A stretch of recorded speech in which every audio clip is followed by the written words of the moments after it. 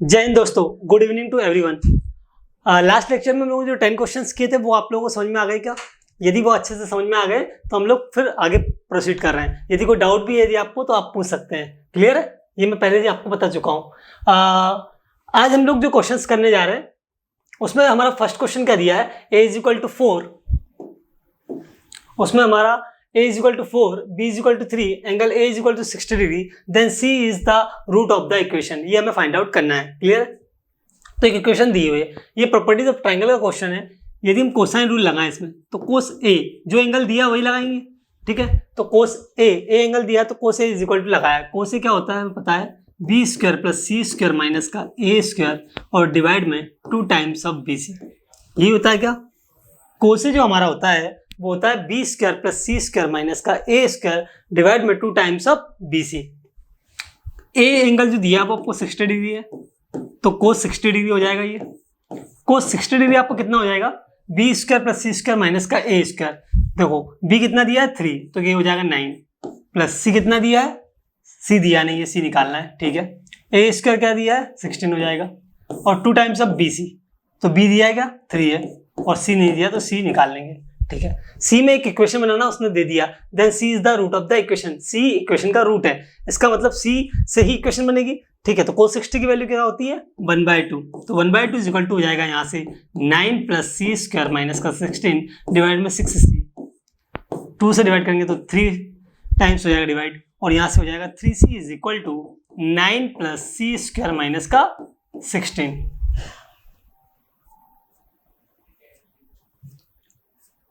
ठीक है, 3c is equal to 9 plus C square minus का 16 हो जाएगा। 3c को उधर ले जाएंगे तो सी स्क्वायर माइनस का 3c और ये कितना हो जाएगा माइनस का 7 इज इक्वल टू 0 हो जाएगा। ये निकल के क्या आई हमारी इक्वेशन, एक क्वाड्रेटिक इक्वेशन निकल के आई। वही आंसर है क्या, C square minus 3c minus 7 is equal to 0। C square minus 3c minus 7 is equal to 0। A option क्या हो जाएगा, करेक्ट आंसर हो जाएगा। इस क्वेश्चन में क्या था, ए और बी की वैल्यू आपको दी थी, सी की वैल्यू नहीं दी थी और एक एंगल दिया हुआ था 60 डिग्री था जो कि। ठीक है, तो कोसाइन रूल हम लोगों को पता है, cos A is equal to क्या होता है B square plus C square minus A square divide में 2 times of B C. Cos A cos B cos C निकालने का फॉर्मूला में पता है कोसाइन रूल से। तो कोस ए ही क्यों रख रहे हैं हम लोग, क्योंकि यहाँ एंगल ए दिया है 60 डिग्री, तो कोस ए हम लोगों ने पुट किया, कोस ए पुट किया तो आंसर क्या है, इक्वेशन निकल के बाहर आई C square minus 3c minus 7 is equal to 0। आया क्या समझ में? ठीक है, तो इस टाइप का ही क्वेश्चन है, इसको इस अप्रोच से सॉल्व करना है कोसाइन रूल से। ठीक है, इसके बाद आता है हमारा नेक्स्ट क्वेश्चन। नेक्स्ट क्वेश्चन क्या गिवन है, if a is equal to, a जो दिया है वो दिया आपका सेट 1, 2, 5, 6। b क्या दिया है, b दिया आपका 1, 2, 3। इसमें कितने एलिमेंट्स है, 4 एलिमेंट्स है, 1, 2, 5, 6। उसमें कितने 1, 2, 3। Then what is the value of a into B intersection b into a। तो पहले कौन सा सेट बनाओगे आप, a इंटू बी वाला बनाओगे। a इंटू बी में देखते हैं कैसे सेट बनते हैं। देखो ये क्या है, a इंटू बी करोगे आप तो 1 का 1 में भी होगा, तो एक तो हो जाएगा 1, 1। ठीक है, सेकंड हो जाएगा 2, 1। नो 1 का 2 भी बनेगा ना, तो 2 के साथ 1, 2, फिर 1 का 3 के साथ 1, 3। देन नेक्स्ट 2 का 1 के साथ भी होगा तो 2, 1, 2 का 2 के साथ 2, 2, 2, 3। हर एक एलिमेंट का एक एक के साथ आ जाएगा 5, 1, 5, 2, 5, 3 and 6, 1, 6, 2 and 6, 3।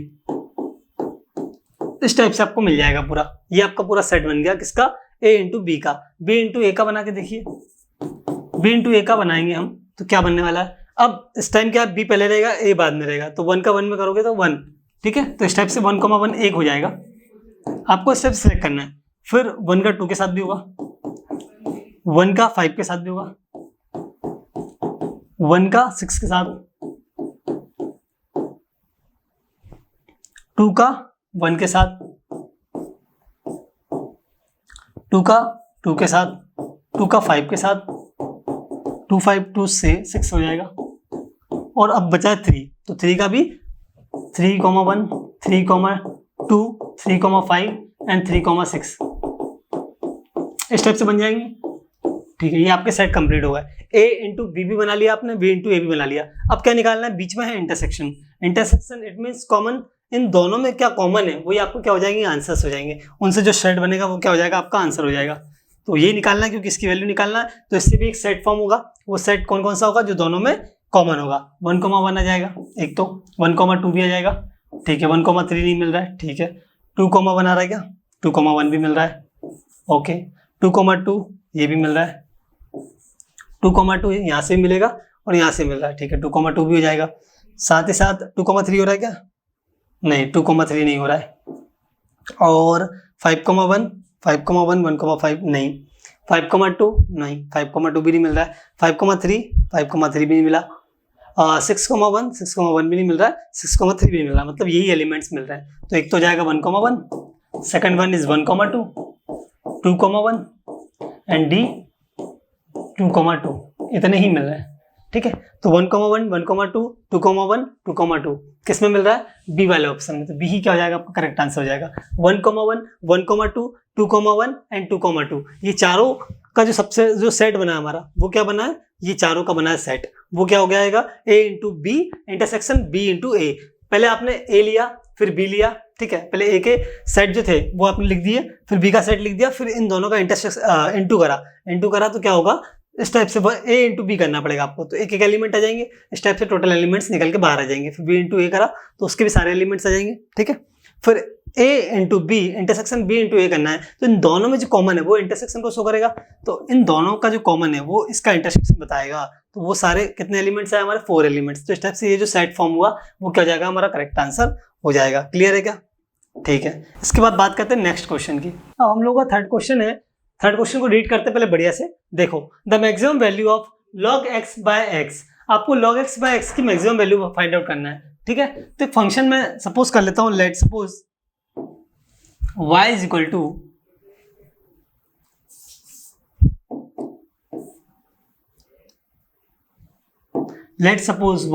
To log x by x मान लिया हम लोगों ने, ठीक है। अब y की मैक्सिमम वैल्यू फाइंड आउट करना है, ठीक है। तो कैसे फाइंड आउट करेंगे, देखो पहले डिफरेंशिएट करेंगे, dy बाय dx निकालेंगे इसका। तो ये फर्स्ट इंटू सेकंड लिख सकते हैं हम लोग इसे क्या, इस फंक्शन को हम ऐसे लिख सकते हैं क्या, y is equal to 1 by x into log x, या log x इंटू 1 बाय एक्स, इस टाइप से लिख सकते हो। किसी को भी आगे किसी को भी पीछे रख सकते हो, चलो ठीक है। अब क्या करना है, dy by dx find out करना है। dy by dx is equal to कितना हो जाएगा, फर्स्ट फंक्शन आपका log x है, इसका डिफरेंशिएशन log x को एज इट इज रखा, 1 बाय एक्स का क्या हो जाएगा, माइनस का 1 by x square plus b 1 by x और log x का क्या हो जाएगा 1 बाय एक्स। तो यहाँ से क्या मिल जाएगा हमें, माइनस का 1 by x square into log x और प्लस का 1 बाय एक्स स्क्वायर मिल जाएगा क्या, ये मिल जाएगा dy बाय dx। तो फिर dy बाय dx को 0 पुट करके देखते हैं। dy बाय dx क्या पुट करेंगे हम, 0 पुट करेंगे। तो dy by dx is equal to 0 जाएगा हमारा। तो यहाँ से माइनस का 1 by x square log x plus का 1 by x square is equal to क्या हो जाएगा, 0 जाएगा। माइनस का 1 बाय एक्स स्क्वायर यदि आपने एलसीएम लिया या कॉमन लिया, चलो इसको आगे ले लेते हैं, इसको क्या ले लेते हैं, आगे ले लेते हैं। 1 बाय एक्स स्क्वायर माइनस का 1 by x square log x is equal to 0। 1 by x square यहाँ से कॉमन लो आप, तो क्या बचेगा 1 minus log x is equal to 0 बचेगा। तो यहाँ से 1 minus log x is equal to कितना हो जाएगा आपका, 0 हो जाएगा। ये तो 0 हो जाएगा, 1 minus log x is equal to 0, इसका मतलब log x is equal to 1। और log x 1 कब होता है आपका, x की वैल्यू कितना हो कि log 1 हो जाए, ठीक है। तो log e होना चाहिए यहाँ पे। तो x इज इक्वल टू दोनों तरफ एंटी लॉग लोग तो e की पावर 1, इट मीन्स e आ जाएगा, क्या आ जाएगा, e आ जाएगा। तो x इज इक्वल टू आपको क्या निकल के आया, e निकल के आया। एक point x is equal to क्या निकल के आया, e निकल के आया। अब e यहाँ पे क्या चेक करेंगे, 8x इज इक्वल टू ई पर आप क्या करोगे, डबल डेरिवेटिव को चेक करोगे, d2y बाय dx इसका निकालोगे। जब इस वैल्यू में पुट करोगे, इसका डबल डिफरेंशिएट करके निकालोगे, तो ये क्या मिलने वाला है आपको, ये मिलेगा आपको negative, it means less than 0। और यदि ऐसा हो जाए तो यही तो कंडीशन किसकी होती है, हमारी मैक्सिमम की कंडीशन होती है। तो 8x बराबर e पे हमें क्या मिलेगा, मैक्सिमम मिलेगी। इस फंक्शन की वैल्यू कब मैक्सिमम मिलेगी हमें, 8x इज इक्वल टू ई पर मैक्सिमम मिलेगी। तो 8x इज इक्वल टू ई पर मैक्सिमम करने के लिए हम लोग क्या करेंगे, y is equal to log x by x है। और सर हमारा 8x इज इक्वल टू ई पर हमें y मैक्सिमम मिल रहा है, तो कितना मिलेगा, log e by e। log e कितना होता है, 1 होता है, और डिवाइड में e। तो y इज इक्वल टू कितना आया निकल के यहाँ से, 1/e। तो ये क्या हो जाएगा आपका करेक्ट आंसर हो जाएगा। आया क्या समझ में? हमें मैक्सिमम वैल्यू फाइंड आउट करनी थी log x/x की। हम लोगों ने कैसे अप्रोच किया इसको, पहले y इज इक्वल टू मान लिया log x/x है, यहाँ से फिर डिफरेंशिएट किया, फर्स्ट टाइम डिफरेंशिएट करने के बाद इज इक्वल टू 0 पुट किया, तो वो x की वैल्यू फाइंड आउट हो जाएगी। तो वहां से x की वैल्यू निकल के आई आपकी e, ठीक है, x इज इक्वल टू निकल के आया e। फिर उस पॉइंट पे x is equal to e पर आप चेक करोगे डबल डेरिवेटिव को, ये जो आपने सिंगल डेरिवेटिव निकाला है इसका फिर क्या करोगे आप डबल डिफरेंशिएट करोगे, तो वो आपको क्या मिलेगा, ये देखो ये नेगेटिव साइन है और प्लस का 1/x इसका और डिफरेंशिएट करोगे तो क्या हो जाएगा और नेगेटिव हो जाएगा। तो ये कुल मिलाकर फाइनली आपको d2/dx अगर आप यहाँ से निकालेंगे तो आपको लेस देन 0 मिलेगा या एक नेगेटिव वैल्यू मिलेगी। जो नेगेटिव वैल्यू आएगी वो लेस देन 0 होगा। तो किसी पॉइंट पर अगर हमारा डबल डेरिवेटिव लेस देन 0 होगा, इसका मतलब क्या होगा, वो फंक्शन मैक्सिमम वैल्यू देगा। तो यदि ये फंक्शन मैक्सिमम वैल्यू देगा तो 8x is equal to e पर देगा, ये कंफर्म हो गया।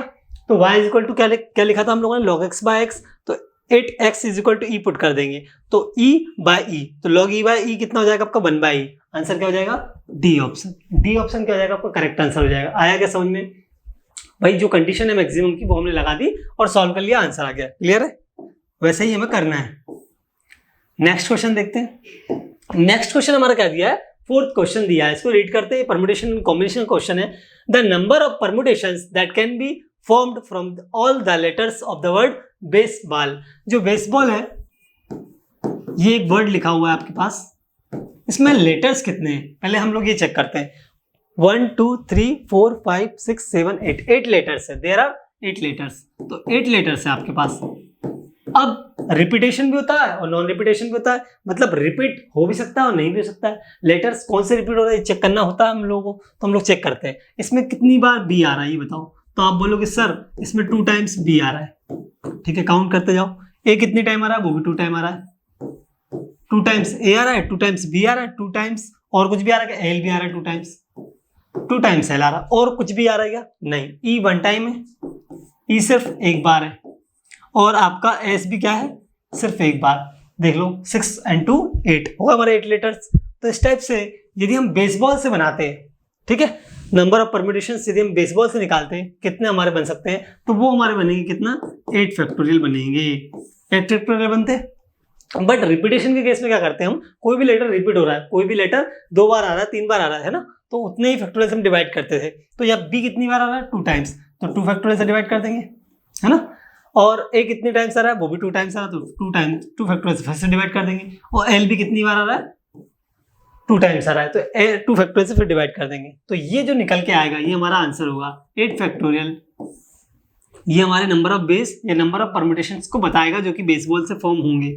ठीक है, तो क्या हो जाएगा हमारा 8 factorial by 2 factorial into 2 factorial into 2 factorial. यहाँ से आप सॉल्व करोगे तो ये देखो कितना होने वाला है, ये होने वाला आपका 8 into 7 into 6 into 5 into 4 into 3 into 2 factorial. और डिवाइड में क्या बन रहा है, डिवाइड में 2 इंटू 1 इट मीन्स 2 फैक्टोरियल का मतलब 2 2 होता है ना, 2 लिख दो। 2 फैक्टोरियल यहाँ बचा मान लो, तो 2 फैक्टोरियल से 2 फैक्टोरियल कैंसिल आउट हो गया। ठीक है, 2 2 ज़ा 4, ये भी कैंसिल आउट हो गया 4। क्या बचा, 3 इंटू 5 15, 15 इंटू 6 90, 90 इंटू 7 कितना हो जाएगा 630, 630 इंटू 8 कर दो कितना हो जाएगा 5040। ओके 5040 क्या हो जाएगा आपका करेक्ट आंसर हो जाएगा। यहाँ से हमने सॉल्व किया, क्या आया 5040। आपको बेसबॉल से बनाना है, किससे बनाना है, बेसबॉल से।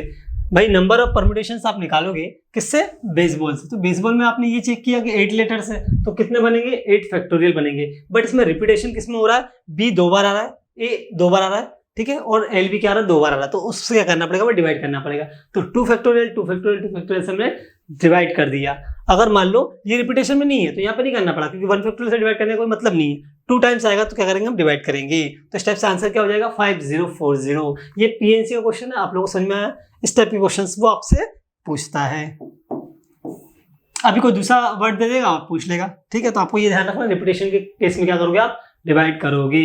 यदि 2 टाइम्स आया तो 2 फैक्टोरियल से डिवाइड करोगे, यदि बी 3 टाइम्स आता तो हम 3 फैक्टोरियल से डिवाइड कर देते हैं।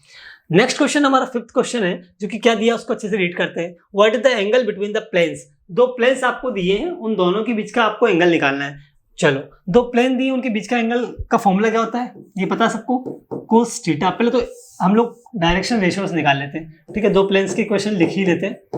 तो माइनस का 2z 2x minus Y minus का 2z plus 1 is equal to 0। ये आपको फर्स्ट प्लेन दिया हुआ है, इसके डायरेक्शन रेशियो जो निकलेंगे वो 2 निकलेगा। a b minus 1 c is equal to minus 2 निकल गया, ठीक है। यहाँ से निकालो 3x माइनस 4y प्लस का 5z माइनस 3। तो यहाँ से कितना आएगा, a is equal to 3, b is equal to minus का 4 and c is equal to कितना हो जाएगा, c इज इक्वल टू हो जाएगा आपका 5, ठीक है। यहां से निकल गया हमारे डायरेक्शन रेशियोज। अब क्या करेंगे हम लोग को एंगल फाइंड आउट करना है, तो एंगल का फॉर्मूला यूज करेंगे। Cos theta is equal to क्या होता है, टू प्लेन्स के बीच में हमने फॉर्मूला पढ़ा a1 a2 plus b1 b2 plus c1 c2 mode के अंदर, और डिवाइड में क्या आता है, डिवाइड में आता है under root a1 square plus b1 square plus c1 square under root a2 square plus b2 square plus c2 square, यही आता है, ठीक है। तो ये आपको सिर्फ डायरेक्ट पुट करना है। टू प्लेन्स के बीच में एंगल पूछा है तो डायरेक्शन रेशियोज लिखने के बाद ये फॉर्मूला पुट करना, आपका आंसर आ जाएगा। a1 इंटू a2 करना है, तो a1 2 है और a2 कितना है, अच्छा इसको a1 नाम देना पड़ेगा, a1 b1 c1, ये a2 b2 c2, ठीक है। ये कितना है आपका, a1 2 है, 2 इंटू 3 हो जाएगा ये, ठीक है, प्लस b माइनस 1 है इंटू कितना हो जाएगा, माइनस का 4 plus c1 into c2, it means minus का 2 इंटू 5, ठीक है। अंडर रूट के अंदर क्या हो जाएगा, देखो 2 का स्क्वायर प्लस 1 का स्क्वायर प्लस 2 का स्क्वायर, हमेशा पॉजिटिव होने वाले सारे स्क्वायर तो हम लोग डायरेक्ट करते हैं। 4 प्लस 4 प्लस 1, 4 प्लस 4 8 9, ओके, ये 9 हो जाएगा। अंडर रूट 9 देगा, इट मीन्स 3 आ जाएगा, ठीक है। अभी करेंगे a2 square plus b2 square plus c2 square, 3 का स्क्वायर 9 प्लस 4 का स्क्वायर 16, 16 प्लस 9 25, ओके, 5 का स्क्वायर 25, 50 हो जाएगा। कितना हो जाएगा, 50 हो जाएगा। 25 प्लस 25 कितना देगा, 50 दे देगा, तो अंडर रूट 50 आ जाएगा। यहाँ से ये कोस थीटा हम निकालेंगे यहाँ से, तो ये कितना होने वाला है 6, और वो प्लस का 4 माइनस का 10 मोड के अंदर, ठीक है। प्लस का 4 एंड माइनस का 10 6 हो गया। अंडर रूट 9 इट मीन्स 3, और रूट 50 का लिख सकते हैं 2 इंटू 5 इंटू 5, तो 5 रूट 2, ठीक है, लिख देते हैं। ये हो गया हमारा, ठीक है। 6 प्लस 4 10 और माइनस 10 इट मीन्स 0, तो ऊपर वाला टर्म तो 0 बन रहा है, तो फिर नीचे वाला कोई मतलब नहीं, सीधा क्या हो जाएगा 0। तो कोस थीटा हमारा फाइनली क्या निकल के बाहर आया, 0 आया। कोस थीटा 0 कब होता है, π/2 पे, तो थीटा कितना हो जाएगा हमारा π/2। यहाँ से हमें एक बात समझ में आई कि हमने कोस थीटा सॉल्व किया, वो हमारा 0 निकल के आया, तो थीटा पक्का क्या हो जाएगा π/2, इट मीन्स 90, तो π/2 क्या हो जाएगा, आपका करेक्ट आंसर हो जाएगा। टू प्लेन्स के बीच में उसने एंगल्स निकालने के लिए बोला था, हमने सबसे पहले डायरेक्शन रेशियोज लिखे। डायरेक्शन रेशियोज लिखने के बाद हमें टू प्लेन्स के बीच का एंगल निकालने का फॉर्मूला याद है, वो क्या होता है, cos theta is equal to a1 a2 plus b1 b2 plus c1 c2 divide में under root a1 square plus b1 square plus c1 square under root a2 square plus b2 square plus c2 square. इसको use किया, answer आ गया। Clear है, क्या आया, π/2। Theta की जो वैल्यू होगी वही होगा एंगल्स, ठीक है। नेक्स्ट क्वेश्चन है 6th क्वेश्चन, ये क्वेश्चन भी हो गया। नेक्स्ट क्वेश्चन क्या दिया है, एक सीरीज दी हुई है, एक सीरीज दी है। देखो पहले सीरीज को देखते हैं किस टाइप की सीरीज दी है, एपी में है कि जीपी में है कि एचपी में है कि एजीपी में। एजीपी क्या होता है, अर्थमेटिको ज्योमेट्रिक सीरीज, ये मैंने बताया था आपको। ये अर्थमेटिक और ज्योमेट्रिक दोनों का कॉम्बिनेशन होता है, तो क्या उस टाइप की सीरीज है, एक बार देखते हैं। 1 + 2/5, ठीक है, plus 3/5 square plus 4/5 cube up to the dash dash infinite, infinite तक दिया, अप टू n टर्म्स निकालना है आपको। समेशन फाइंड आउट करना है, कहां तक फाइंड आउट करना है, n टर्म्स तक का फाइंड आउट करना है, ठीक है। तो 1 + 2/5 plus 3/5 square plus 4/5 cube, okay. तो ये जो सीरीज दी हुई है, ये जो आपको सीरीज दी है, इसमें आप गौर से देखो तो ये ना तो एपी है ना ही जीपी है, क्योंकि इसमें नंबर्स कैसे आ रहे हैं, देखो ये 1 है, फिर 2 आ रहा है, फिर 3 आ रहा है, फिर 4 आ रहा है। न्यूमरेटर में तो ऐसा हल हो रहा है, फिर नीचे क्या हो रहा है, 5 square 5 cube up to the dash dash dash infinite तक दिया है, ठीक है, इनफाइनाइट सीरीज है, ओके। यदि मैं इसकी बात करूं आपको, ठीक है, ये दो का कॉम्बिनेशन, किसकी, अरिथमेटिक ज्योमेट्रिक प्रोग्रेशन, एजीपी का कॉम्बिनेशन है। कैसे है, देखो देखते हैं। 1 फिर 2 फिर 3 फिर 4 सीक्वेंस से चल रहे हैं, मतलब किस में है, एपी में, अरिथमेटिक प्रोग्रेशन में, राइट। सेकंड वन डिनोमिनेटर को देखो, 5 स्क्वायर 5 क्यूब, और ये तो यहाँ 5 की पावर 0 लिख सकते हैं हम 1 के अपॉन में, 5 की पावर 0, 5 की पावर 1, 5 की पावर 2, 5 की क्यूब, 5 की पावर 4 अप टू द चलता जाएगा। तो इस टाइप से आपको डिनोमिनेटर में क्या हो रहा है, आप पावर्स के रूप में हो रहा है, मतलब वो क्या हो जाएगी, जीपी हो जाएगी। तो ये तो एपी ऊपर वाली और नीचे वाला क्या है, जीपी में, तो दोनों का कॉम्बिनेशन है AP and GP, combination of AP and GP. तो एपी के हिसाब से देखा जाए तो first term a is equal to आपका 1 है और डी निकाले तो क्या डी कितना दिया है 2 - 1, इट मीन्स 1 हो गया। अगर कॉमन रेशियो की बात करें जीपी के केस में, फर्स्ट टर्म तो दोनों में सेम है 1 ही है, और इसमें अगर कॉमन रेशियो की बात करें तो क्या कितना होने वाला है 1/5 इंटू 1/5, तो 1/5 का स्क्वायर, तो आर इज इक्वल टू कितना वाला मिलने वाला आपको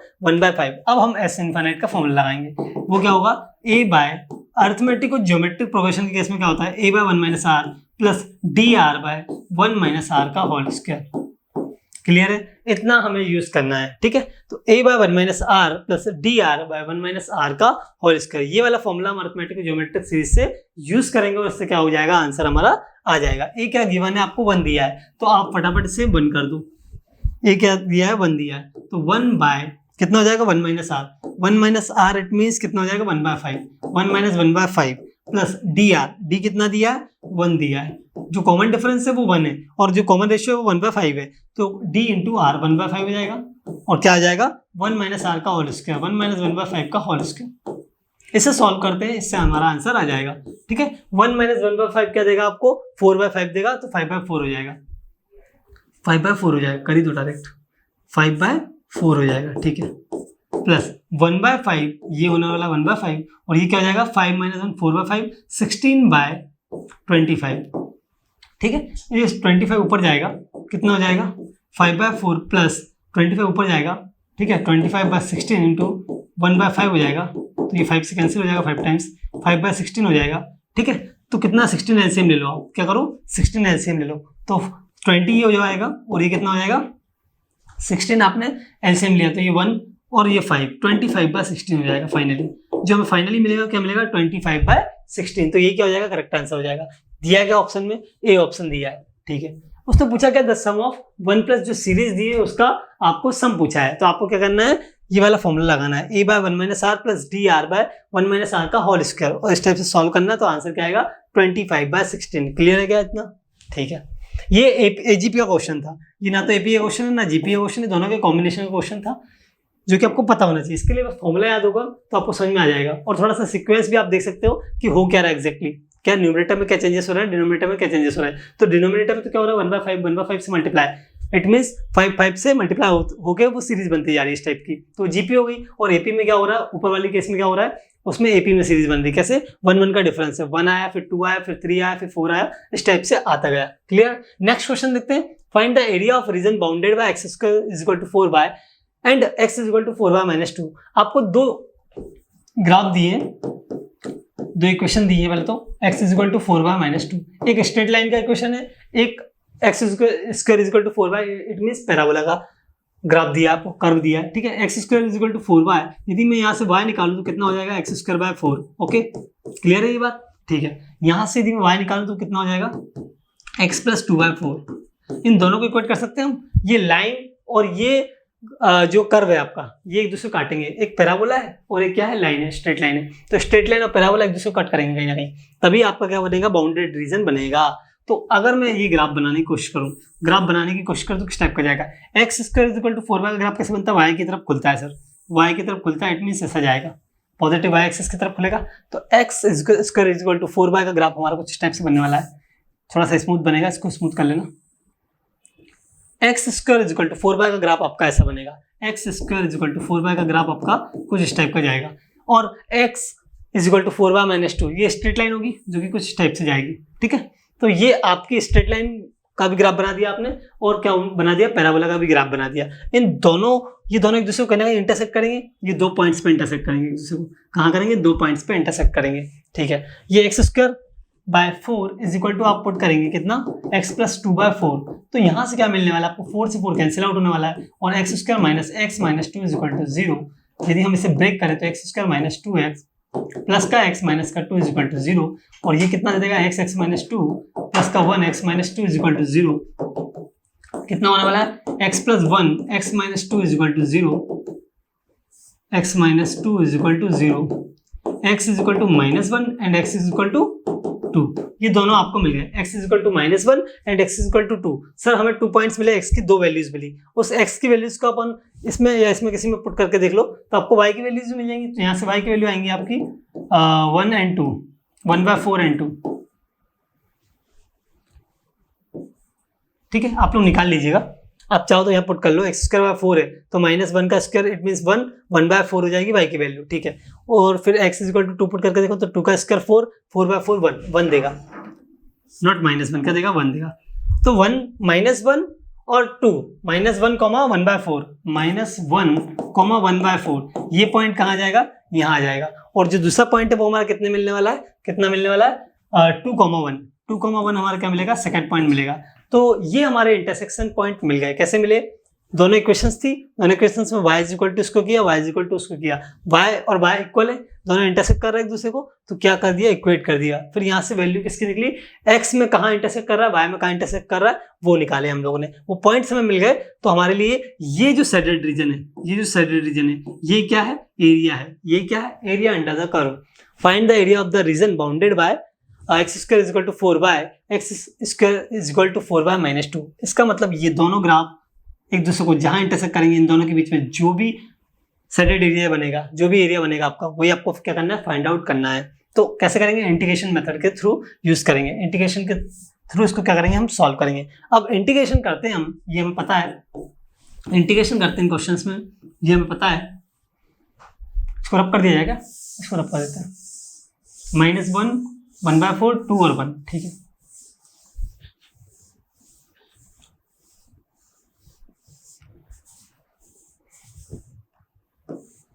तो क्या दिया है, अब हम लोग इंटीग्रेशन करते हैं। इंटीग्रेशन कहाँ से कहाँ तक होगा, अगर हम x में इंटीग्रेट करें, कहाँ से कहाँ तक, x में, आप y में भी कर सकते हो बट हम x में ले रहे हैं। x में स्ट्रिप मानी आपने, एक छोटी सी स्ट्रिप मानी, जैसे इंटीग्रेट कर दिया यहाँ से लेके यहाँ तक, तो ये पूरा एरिया निकल जाएगा आपका, ये पूरा सैडेड एरिया है, ये आपका फाइंड आउट हो जाएगा। तो कहाँ से कहाँ तक कर रहा है, आप लोग -1 से 2 तक कर रहे हैं, -1 से कहाँ तक कर रहा है, 2 तक कर रहा है। और क्या हो जाएगा, ये हमारा पहला कर्व, ऊपर कौन सा कर्व है, स्ट्रेट लाइन ऊपर है सर, तो ये y is equal to x + 2/4।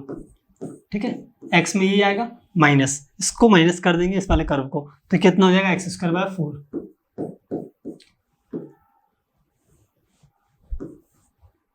और क्या हो जाएगा, dx। इतना क्लियर है क्या, ठीक है। अब इसमें 1/4 दिख रहा है, इसमें 1/4 दिख रहा है, तो 1/4 को तो हम लोग बाहर ले लेते हैं, इंटीग्रेशन -1 से 2 हो जाएगा, 1/4 बाहर आ गया, x + 2 बचा, x + 2 बचा, और यहाँ क्या बचा, माइनस का x² और dx, ये बचा आपके पास।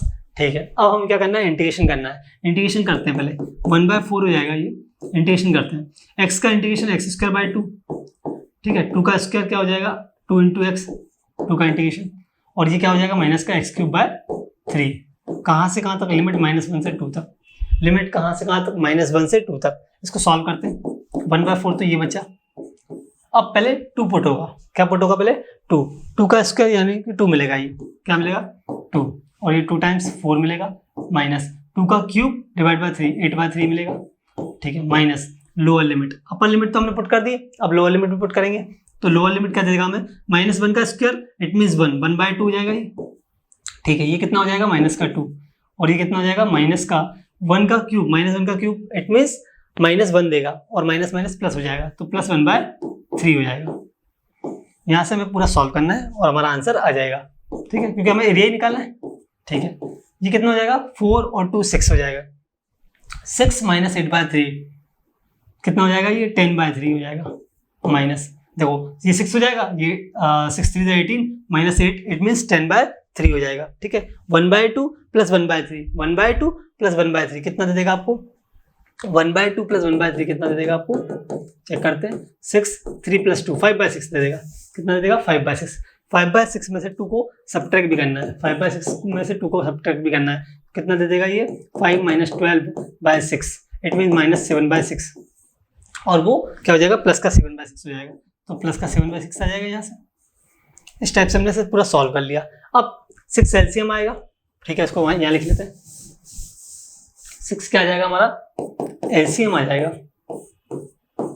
और वहां से क्या बचेगा, 2 टाइम्स इट मीन्स 20 + 7, 27/6, तो 27/4 × 6 हो जाएगा, ये कैंसिल आउट करेंगे तो 3 9 से 27, 3 2 से 6, 9/8, 9/8 will be the right answer. Next question हमारा क्या दिया है, the foot of a tower of height, the foot of a tower of height h, m is in direct line between two observers A and B, ठीक है।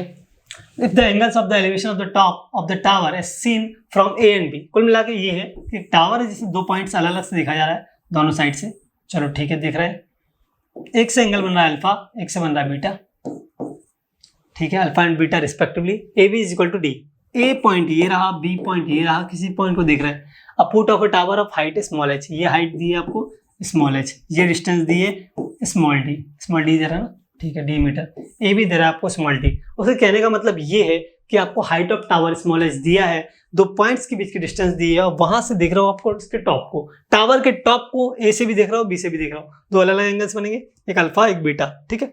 ये D distance पे ये x distance मान लें तो ये कितना हो जाएगा, डी माइनस एक्स हो जाएगा। क्लियर इतनी बात, ठीक है, क्योंकि किसी की वैल्यू दे रही रखी उसने, हमने मानना पड़ेगा, हमने x माना तो d माइनस एक्स ये बचेगा। What is h by D, अब वो h बाई डी पूछ रहा है, किसके फॉर्म में पूछ रहा है, कोट और टेन के फॉर्म में पूछ रहा है, टेन अल्फा प्लस बीटा या कोट अल्फा प्लस बीटा के फॉर्म में वो हमें पूछ रहा है, ठीक है। हम लोग लॉजिक लगाते हैं इसमें, यहाँ पे इसको सी पॉइंट मान लो, इसको डी पॉइंट मान लो, मतलब टावर जो है हमारा, जो टावर की हाइट है, टावर को नाम दे दो सी डी और उसकी हाइट का मान लो h मान लो, ठीक है, ओके। अब यहाँ पे हम 10 पुट करते हैं, यहाँ नहीं, यहाँ से पुट करते हैं, 10 अल्फा की बात करते हैं, क्या बात करते हैं, 10 अल्फा की। 10 अल्फा कितना हो जाएगा हमारा, perpendicular by base h by x हो जाएगा सर, h बाय x हो जाएगा। यहाँ से x निकालो तो कितना हो जाएगा, h बाय 10 अल्फा।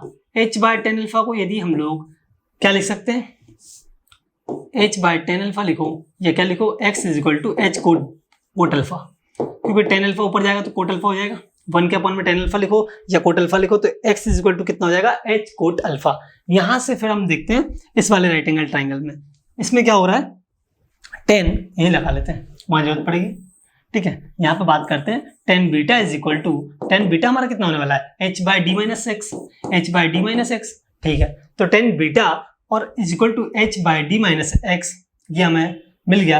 अब हम क्या करेंगे, हमने यहाँ से d माइनस एक्स किया, सपोज किया d माइनस एक्स किया तो वो मिल जाएगा h बाय 10 बीटा, क्या मिल जाएगा, h बाय 10 बीटा या फिर h कोट बीटा बोले हम, सीधा क्या बोले, h cot beta.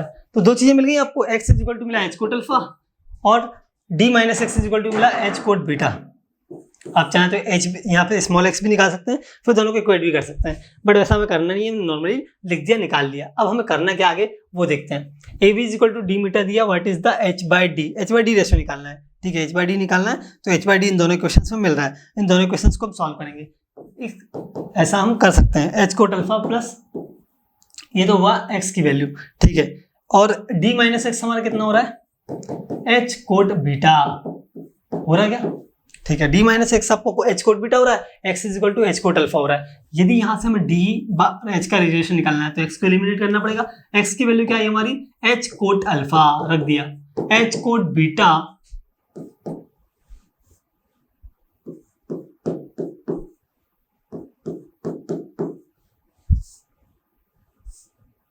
h cot beta ये हो जाएगा, रख दिया, ठीक है। यहाँ से d निकालोगे तो क्या हो जाएगा, d इज इक्वल टू हो जाएगा h कोट बीटा और प्लस का h cot alpha, h common लोगे तो क्या हो जाएगा, cot alpha plus cot beta या cot beta plus cot alpha, जो भी लिखना हो आगे पीछे, d इज इक्वल टू इतना है, d और h में एक रिलेशन आया सर निकल के, d is equal to h cot beta cot alpha, ठीक है। कोट अल्फा प्लस बीटा का फॉर्मूला हम लोगों ने क्या पढ़ा है वो लिख लेते हैं।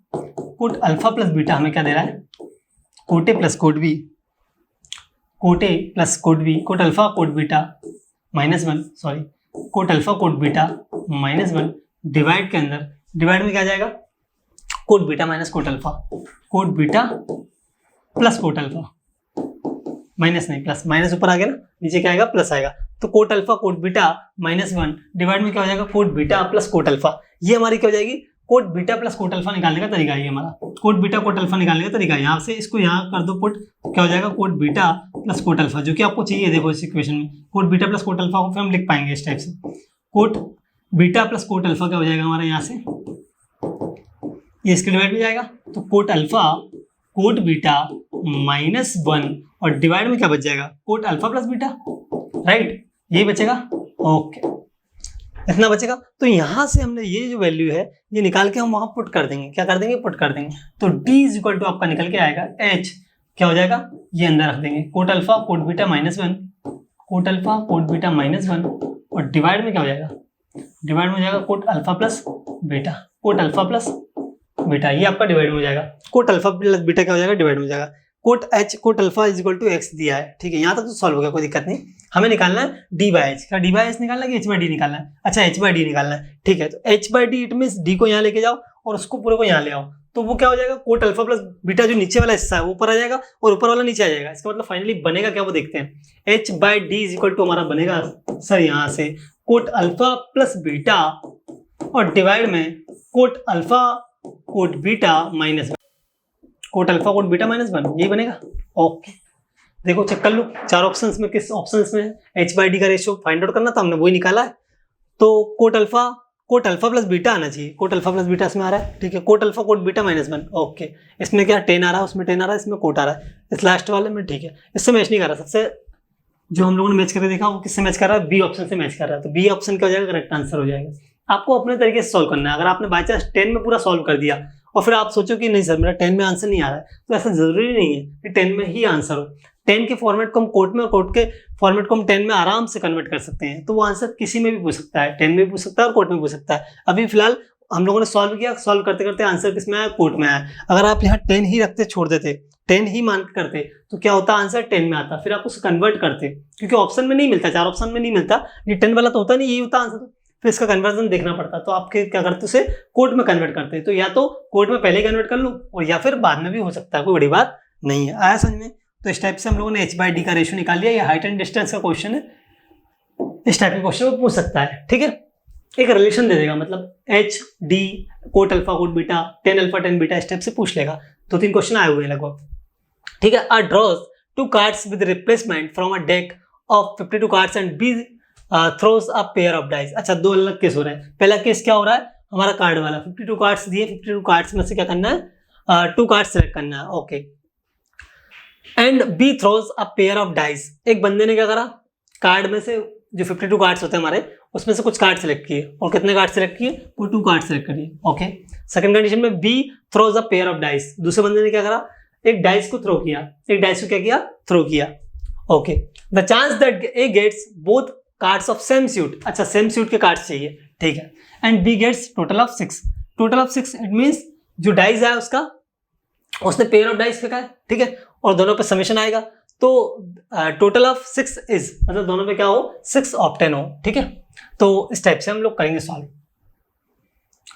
चलो पहले की बात करते हैं, ए वाले की बात करते हैं। ए वाले को देखते हैं, ए वाले की क्या कंडीशन है, ठीक है। विद रिप्लेसमेंट मतलब वापस से रिप्लेस करना पड़ेगा, ठीक है। तो 52 अगर हम बात करें 13 होते हैं, तो 13C1 and 13C1 it means 13 bye 52 एक बार हो जाएगा एक कार्ड निकालने के लिए, और सेकंड टाइम में रिप्लेसमेंट करा है तो 13 में 52 फिर से आएगा। यही अगर रिप्लेसमेंट नहीं करता तो फिर यहाँ पे 51 मिलने वाला था। 51 में से आप दूसरा कार्ड निकालते, 51 में से आप क्या करते?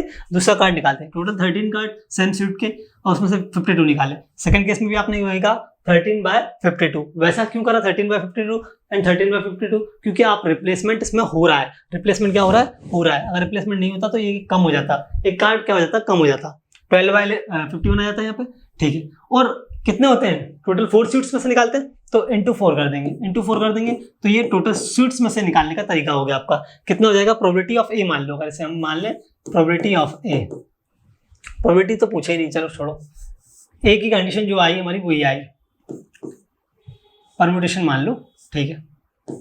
चलो तो 4 इंटू 13 बाय 52 इंटू 13 बाय 52, इसको सॉल्व करोगे तो कितना मिलने वाला आपको? 1/4, और यहाँ से ये भी 1/4, ठीक है। और ये 4 से 4 डिवाइड, तो 1/4 फाइनली मिलना वाला। प्रोबेबिलिटी ऑफ ए मान लो, प्रोबेबिलिटी ऑफ ए लिख तो सकते हैं ना लोग, तो probability of A is equal to 1/4। इसकी प्रोबेबिलिटी कितनी आई? 1/4 आई। उसकी प्रोबेबिलिटी कितनी आएगी? उसकी प्रोबेबिलिटी हम फाइंड आउट करेंगे। 6 समेशन चाहिए, 2 डाइस फेंके उसने, ठीक है। Pair of dice it means 2 dice फेंके, 4 5 6, यही आता है आउटकम्स, ठीक है। एक फेंका डाइस ये, दूसरा डाइस फेंका ये, दोनों पे आउटकम्स क्या होते हैं? सेम होते हैं, ठीक है। टोटल आउटकम्स क्या निकलेंगे? 6 इंटू 6। हमेशा 2 डाइस फेंकोगे तो आप कितना होगा? 6 इंटू 6। 1 डाइस फेंकोगे तो 6, 3 डाइस फेंकोगे तो 2 1 6, ठीक है। तो 6 × 6 इट मीन्स टोटल आउटकम्स तो आपका 36 हुआ। अब जो आपके पेयर बन रहे हैं जिसमें समीशन आपको कितना आया 6 आया है, तो दोनों डाइस पे उनका समीशन 6 आ जाए, उसके लिए क्या कैसे बन जाएंगे, पहला क्या बन जाएगा 1 और 5 आ जाए, दूसरा वाला क्या हो जाएगा 2 और 4 आ जाए, थर्ड वाला 3 और 3 आ जाए, ठीक है, 4 और 2 आ जाए, 5th और 1 आ जाए। टोटल 5 केस बन रहा है सर, 6 और 6 को तो हम ऐड कर नहीं सकते, तो 5 बन रहा है, तो टोटल 5/36 कितना हो जाएगा 5/36 हो जाएगा टोटल प्रोबेबिलिटी। तो P ऑफ B यहाँ से निकल के बाहर आया 5/36। दो अलग अलग बंदे दो अलग अलग केस कर रहे हैं, ठीक है, दोनों एक दूसरे से इंडिपेंडेंट है। कार्ड्स को डाइस से कोई लेना देना नहीं है और डाइस को कार्ड्स से कोई लेना देना नहीं है। ऐसा तो है नहीं कि डाइस कार्ड्स के आउटकम्स पे प्रॉब्लम कर देंगे, नो, कोई नहीं, दोनों क्या है इंडिपेंडेंट इवेंट्स हैं, दोनों ही क्या है A and B are independent events, दोनों ही क्या हमारी इंडिपेंडेंट इवेंट्स हैं, और इंडिपेंडेंट इवेंट्स हैं और दोनों को करवाना है। सोच रहे हो इंडिपेंडेंट इवेंट है और दोनों को करवाना है, तो क्या आएगा इंटरसेक्शन आएगा, या बोले कि पी ए इंटू पी भी करना पड़ेगा फिलहाल, क्योंकि दोनों को रखना है, दोनों ही फेवर में होंगी, ठीक है। तो दोनों का निकालना है, दोनों कंडीशन आप चाहते हो, तो पहले में 1/4 आया, दूसरे में क्या आई 5/36, इन दोनों का मल्टीप्लाई करो तो आंसर आएगा कितना हो जाएगा 5/144 हो रहा है क्या, हाँ 36 × 4 144 देता है, ठीक है। तो 5/144 सी आंसर क्या हो जाएगा, करेक्ट आंसर हो जाएगा। इस क्वेश्चन को समझ में आया आप लोगों को करना क्या था, एक्चुअली दो अलग केस थे, मैं एक बार और समझा देता हूँ आपको, ठीक है। एक ए बंदा है एक बी बंदा है, एक क्या कर रहा है कार्ड्स निकाल रहा है, शूट्स नंबर ऑफ शूट्स की बात करें यदि तो 4 13 13 13 13 इस टाइप से होते हैं, तो 13 वो सेम शूट का होना चाहिए, सेम शूट का उसका मतलब क्या कि या तो भाई जैसे 13 13 के 4 ग्रुप्स हैं, राइट, तो इसमें से पहला कार्ड आ जाए, दूसरा कार्ड भी इसमें से आ जाए, तब भी आपका फेवरेबल कंडीशन बनती है। दूसरा, इस दूसरे वाले शूट में से आप first card and second card आ जाए, थर्ड क्या है तीसरे वाले में से आ जाए, और चौथे वाले में से आ सकता है, स्टेप से 4 केस बनेंगे। तो हमने 4 से डायरेक्ट क्या कर दिया मल्टीप्लाई कर दिया, 4 से क्या कर दिया डायरेक्ट मल्टीप्लाई कर दिया। तो पहले वाले शूट की बात करें तो जो 13 कार्ड्स दिए हैं उसमें से पहला वाला कार्ड निकले और दूसरा भी वही कार्ड निकले, इसका मतलब उसमें से निकालना पड़ेगा, तो 13/52 आपने रिप्लेस कर दिया, तो फिर 13/52, यही अगर रिप्लेस नहीं करते तो कुछ कम हो जाता, बट यहाँ पे आपने रिप्लेस नहीं किया, इसलिए 13/52 × 13/52 आया, इंटू 4 करा, क्योंकि नंबर ऑफ शूट्स जो है 4 है, तो क्या 4 से मल्टीप्लाई करना पड़ेगा, क्योंकि किसी भी शूट के हो सकते हैं वो दोनों कार्ड्स, ठीक है। फिर आपने इसे सॉल्व किया तो आंसर क्या आया, प्रोबेबिलिटी ऑफ ए निकल के आई आपकी 1/4, प्रोबेबिलिटी ऑफ ए निकल के आई 1/4। स्टेप से आपने इसे भी सॉल्व किया तो कितना निकल के आया 5/36, क्या निकल के आया 5/36, दोनों प्रोबेबिलिटी मिल गई, ठीक है। A and B are independent events, वो क्या बोल रहा है, the chance that A gets both cards of same suit and B gets total of 6, मतलब यहाँ पे टोटल आए वो 6 आए, और यहाँ पे क्या है दोनों कार्ड्स क्या हो सेम शूट के हो, कैसे हो सेम शूट के, तो दोनों ही कंडीशन आपकी फेवरेबल होगी। तो पी आपने जब निकाला तो 1/4 आया, पी भी निकाला तो 5/36 आया, दोनों का प्रोडक्ट किया, इसका मतलब एंड का केस हो गया, क्या हो गया एंड का केस हो गया। तो 1/4 × 5/36 अपने दोनों को लेना पड़ेगा, तो 5/144 क्या हो जाएगा, करेक्ट आंसर हो जाएगा। और का केस नहीं है, अदरवाइज प्लस आता, क्या है एंड का केस है, और क्या आएगा प्रोडक्ट आएगा, क्यों, क्योंकि दोनों ही आपको काम करवाना है, ए का भी काम करवाना है बी का भी काम करवाना है, इंटू हो जाएगा, ठीक है। चलो लास्ट 10th क्वेश्चन है ये, एक बार और चेक कर लेते हैं, 9th साल छूट तो नहीं है, 9th तो हमने कर लिया, ठीक है 9th कर लिया, अब 10th वाला देखते हैं। तो ये हमारा लास्ट क्वेश्चन है, ये हमारा क्या है आज की क्लास का लास्ट क्वेश्चन है। क्वेश्चन देखते हैं, इफ एक्स की पावर, ये गलत लिखा हुआ, इसको एक्स की पावर m बनाओ, ये वाई की पावर m, अगर एक्स की पावर m प्लस वाई की power m is equal to 1 है, एंड dy/dx आपको दिया है, dy/dx कितना दिया है माइनस का x/y, then what should be the value of m, वो पूछ रहा है कि m की वैल्यू क्या होगी, क्या पूछा m की वैल्यू फाइंड आउट करने का पूछा है, और dy/dx दे रखा है, चलो उसने तो दे रखा है, हम निकालते हैं dy/dx, यदि हम निकालेंगे तो क्या हो जाएगा m × x की power m-1 plus m × y की पावर m-1 इंटू dy/dx, क्योंकि with respect to y x कर रहे हैं, और 1 का 0 है ना, 1 का क्या हो जाएगा 0। तो यहां से आप सॉल्व करो, यहां से सॉल्व करो, क्या मिलने वाला है, ये होने वाला उधर माइनस में जाए, चलो इसको ये ले लेते हैं, dy/dx रखा इसको एज इट इज, इसको बोला वहां जाने के लिए, तो ये माइनस m(x) की पावर m-1 और डिवाइड में कौन आ जाएगा m y की पावर m-1 आ जाएगा, m से m यहाँ कैंसिल आउट हो जाएगा, तो क्या बच जाएगा माइनस x की पावर m-1 और डिवाइड में y की पावर m-1, ये क्या निकल के आया dy/dx, dy/dx यहाँ से निकल के आया आपका ये, और एक dy/dx आपको दे रखा है, क्या दे रखा है माइनस का x/y, दोनों को इक्वेट कर सकते हैं, करो, माइनस का x/y is equal to minus x की पावर m-1 एंड डिवाइड में y की पावर m-1, y की पावर m-1, चलो ठीक है, क्या पूछा है, then what should be the value of m, small m की वैल्यू फाइंड आउट करना है। ठीक है, चलो चेक करते हैं, इसको यही रहने देते हैं, माइनस से माइनस कैंसिल आउट हो गया। ठीक है, ये एक्स बाय वाई को उधर ले जाते हैं। ठीक है, तो ये एक्स बाय वाई उधर जाएगा तो वाई बाय एक्स हो जाएगा, एक्स बाय वाई की whole power M minus one लिख सकते हैं इसको हम लोग, इनटू में वाई उधर जाएगा और एक्स यहाँ जाएगा। ठीक है, अगर हम वाई बाय एक्स लिख रहे हैं, ठीक है, और ये क्या आ रहा है हमारा एक्स बाय वाई की पावर एम माइनस वन आ रहा है। ठीक है, तो इनटू वाई बाय एक्स को यदि मैं एक्स बाय वाई लिखना चाहूँ तो क्या लिख सकता हूँ, क्योंकि सेम फॉर्मेट में हो जाएंगे वो दोनों के दोनों, एक्स बाय वाई की पावर माइनस वन लिख सकता हूँ। एक्स बाय वाई का इनवर्स लिख दिया मैंने, इसका मतलब वो वाई बाय एक्स ही हो गया। ठीक है, अब दोनों का प्रोडक्ट हो रहा है तो एडिशन हो जाएगा पावर का, तो एक्स बाय वाई की पावर कितना हो जाएगा एम माइनस वन, और ये कितना देगा minus one, it mean m minus two हो जाएगा, एम माइनस टू हो जाएगा। ठीक है, इस पूरी क्वेश्चन को देखो आप, one is equal to X by Y की whole power M minus two दिया हुआ है, एक्स बाय वाई की whole power M minus two दिया है। अब मैं ये बोल रहा हूँ कि मुझे लेफ्ट हैंड साइड में वन मिल रहा है और राइट हैंड साइड में एम की वैल्यू फाइंड आउट करना है। तो अब देखो मुझे लॉजिक लगाना पड़ेगा, क्या लॉजिक लगाना पड़ेगा कि भाई एक्स बाय वाई की पावर यदि मैं जीरो कर दूं, एक्स बाय वाई की पावर जीरो कर दूं, तभी मुझे वन मिलेगा। किसी की power zero it mean one, x by Y की पावर कितना हो जाएगा जीरो हो जाएगा, तो एम माइनस टू कितना होना चाहिए, जीरो होना चाहिए। यहां से m minus two is equal to यदि जीरो होगा तो ही हमारा वहां से वन निकल के आएगा, तो m इज इक्वल टू कितना निकल के आएगा टू, m की वैल्यू कितनी आ गई टू, m की वैल्यू में फाइंड आउट करनी थी, हम इस इक्वेशन को सॉल्व कैसे करेंगे समझ नहीं आ रहा था। ये कंफर्म है कि x बाय वाई की होल पावर जीरो हो जाएगी तो ये वन हो जाएगा, तो m माइनस टू जीरो होना चाहिए, शुड बी जीरो, तो अगर वो जीरो होना चाहिए तो m minus two is equal to zero, it means m is equal to कितना आ गया टू, तो m की वैल्यू है जो वो क्या होगी हमारी टू होगी, m की वैल्यू यहाँ से कितनी आएगी टू आएगी, तो क्या हो जाएगा सी ऑप्शन करेक्ट आंसर हो जाएगा। इसको थोड़ा ठीक कर लेना, ये साथ में नहीं क्या पावर्स में, x की पावर m प्लस y की power m is equal to one, such that dy by dx is equal to minus का x by y, then what should be the value of m, आपको m की value क्या करनी थी find out करनी थी। इस तरह से हम लोगों ने पूरे क्वेश्चन को कर लिया, आया क्या समझ में। ठीक है, तो ये आपका 10th क्वेश्चन भी कंप्लीट हो गया। यदि कोई क्वेश्चन में आपको डाउट है तो आप कमेंट बॉक्स में लिख सकते हैं। ठीक है, बाकी हम लोगों के बढ़िया तरीके से 10 क्वेश्चन कंप्लीट कर लिए। ठीक है, चलो बाकी के नेक्स्ट क्वेश्चन हम लोग नेक्स्ट लेक्चर में कंप्लीट करेंगे। तब तक के लिए आप इन क्वेश्चंस को सारे क्वेश्चंस को सॉल्व कर लेना, यदि कोई डाउट आता तो आप कल भी पूछ सकते हैं। ठीक है, जय हिंद।